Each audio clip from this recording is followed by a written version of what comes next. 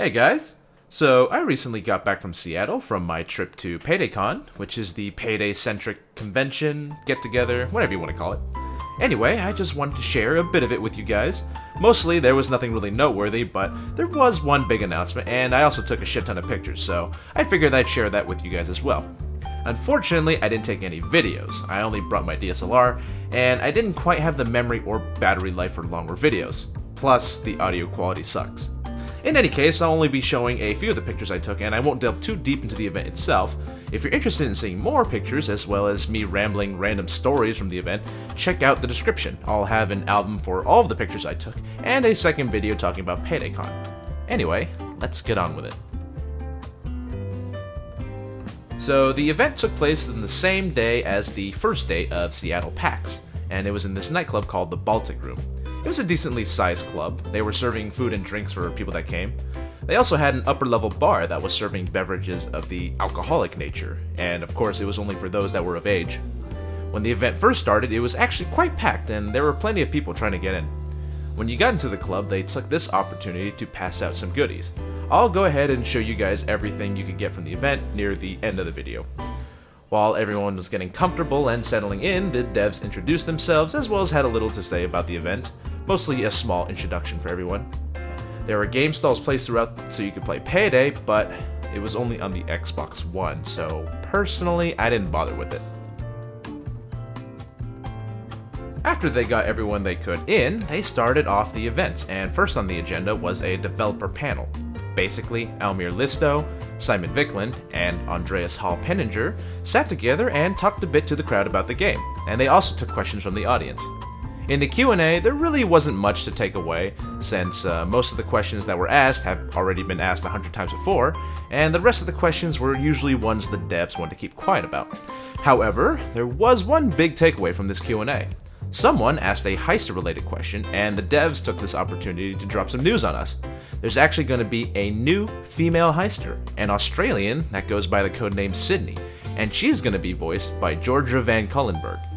She's already had a bit of experience in the gaming industry for voice acting, with some examples of roles being Reyna from Star Wars The Old Republic and Vanille from Final Fantasy. So that'll be something to look forward to. After that, the devs were done taking questions, and they took some time to sign stuff for the fans while giving away some goodies. Once everyone was done with the dev signing, it was on to the talent panel, and by the talent panel we mean the voice actors and models. Those that attended were Eric Edabari, Derek Ray, Ilya Volok, Damien Poitier, and the aforementioned Georgia, who play the roles of Dallas, Houston, Vlad, Chains, and the future Sydney, respectively. Though most of them are both the voices and the models for their characters, Eric is the only one who plays solely as the model for Dallas, and not the voice. As with the dev panel, they talked a bit and mostly took questions from the audience. In my opinion, this is probably one of the most entertaining parts of the event. While most of the questions asked didn't really require thoughtful, detailed, informative answers, the talent supplied their own witty humor and charm, making it quite interesting to listen to.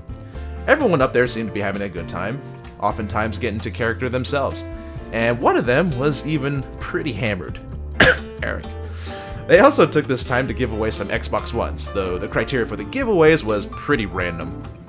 Same as the previous panel, after they were done taking questions, they signed stuff for the fans. Once the signing was over, last thing on the schedule was to do a cosplay competition.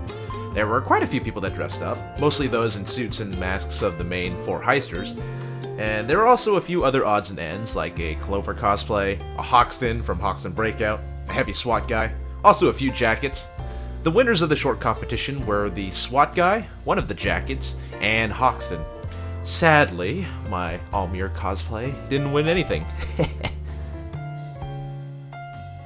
Pretty much after the cosplay stuff, the event was over and everyone was left to just mingle amongst each other. The nightclub turned into more of a regular club, and at this time the devs and the talent stuck around to hang out with people.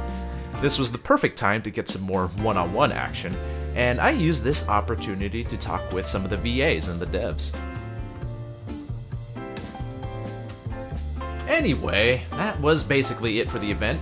And while it seemed to be pretty simple, it was a nice experience and it was definitely fun. I would not mind doing it again in the future.